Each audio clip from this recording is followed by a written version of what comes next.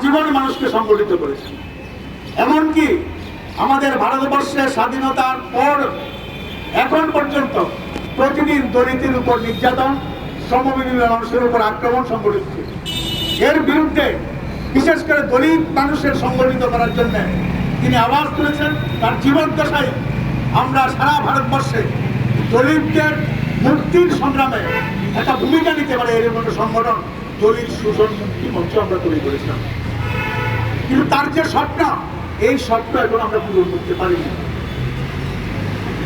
আমাদের রাজ্যে বিশেষ করে তার সংগঠনের নেতৃত্বের ভূমিকা এবং সরকারে বামফ্রন্ট সরকারে তিনি যখন মন্ত্রী ছিলেন তাকে কাজে লাগিয়ে তিনি যে অধিকার আদায়ের সংগ্রাম করেছেন, অধিকার আদায় করেছিলেন, আজকে আমরা লক্ষ্য করছি একদিকে ভারতবর্ষের স্বাধীনতার পর আমাদের ডক্টর বি.আর. আম্বেদকর নেতৃত্বের সংবিধান তাতে যে অধিকার এই দেশের মানুষকে দিয়েছিল এবং আমাদের রাজ্যে বামপন্থী ফ্রন্ট সরকার যে অধিকারগুলি অর্জন করতে সাহায্য করেছিল, আজকে এগুলি সবগুলি একটার পর একটা কেড়ে নেওয়া হচ্ছে।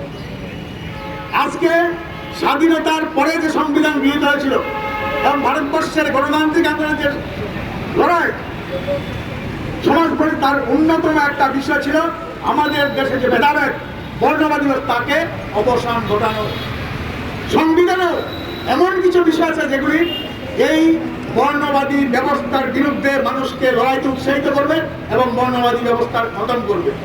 আজকে স্বাধীনতার এত বছর পরে এসে দেখছি আমাদের দেশের যে সরকার আরএসএস এর আদর্শে পরিচালিত বিজেপি সরকার, তারা এই সংবিধানের মূল ভাবনা এটাকে জলাঞ্জলি দিয়ে আমাদের দেশে মৌলবাদী নীতিকে সংবিধান